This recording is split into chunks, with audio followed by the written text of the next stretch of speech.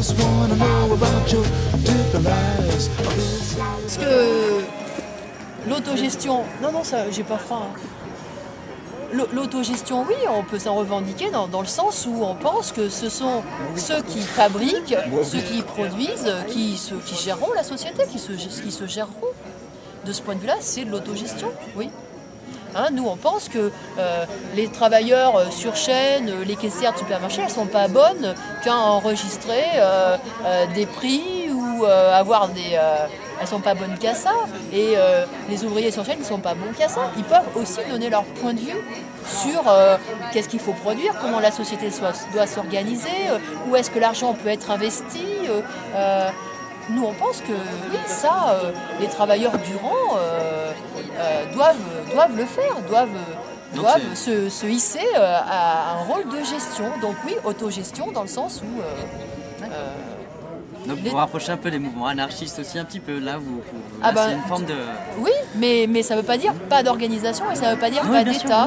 Pour nous, l'autogestion, ça peut être aussi à travers un État ouvrier prolétarien. Et pour nous, l'État ouvrier prolétarien, c'est pas...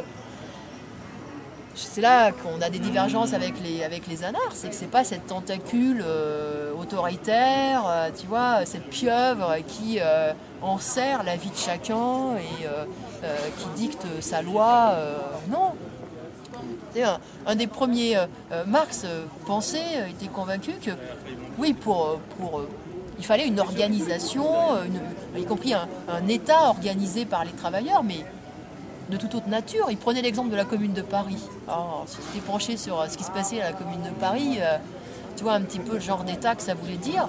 Et surtout, il pensait qu'il serait nécessaire sans doute pendant tout un temps, mais qu'il s'éteindrait de lui-même, parce que justement, les classes sociales n'existant plus, il n'y aurait pas besoin de forces coercitives organisées. Donc, oui.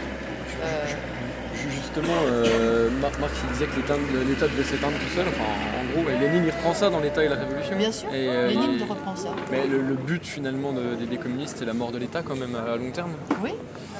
C'est ce qui me semble. C'est l'abolition de l'exploitation et donc des classes sociales, et donc de l'État en conséquence. Donc vous voyez quand même au bout une organisation plutôt horizontale, quoi, quelque chose qui serait vraiment le pouvoir au soviet, quoi. Enfin, bien sûr. Ouais. Bien sûr. Oh oui. Tout à fait. Alors maintenant, horizontal, nous on n'est pas pour le produire. Centralisation. Nous on n'est pas pour le produire local et consommer local. Oui, d'accord, oui. Voilà. Tu vois, l'horizontal a une limite.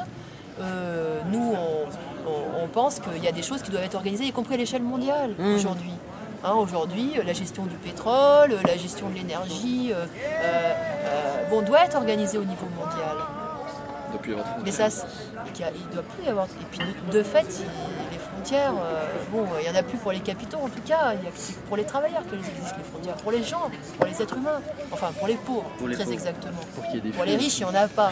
Parce que n'importe quel émir saoudien, il n'aura aucun problème pour venir passer son week-end dans le quartier.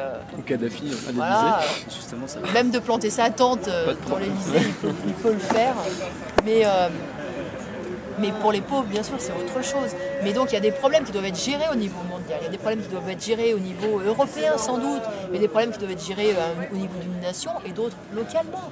Mais ça, on peut y compris le faire de façon démocratique. Quand même, aujourd'hui, quand on voit comment, en 5 minutes, on recueille l'avis de millions de gens, enfin, je veux dire, c'est plus un problème. Y compris la démocratie directe, y compris s'exprimer. Donc il y a des moyens aujourd'hui qui permettent de faire les choses de façon démocratique tout en étant organisé à un niveau très, très important. Donc nous sommes pour reprendre tous ces moyens gigantesques qu'on a aujourd'hui à nos dispositions pour améliorer la vie de tout le monde.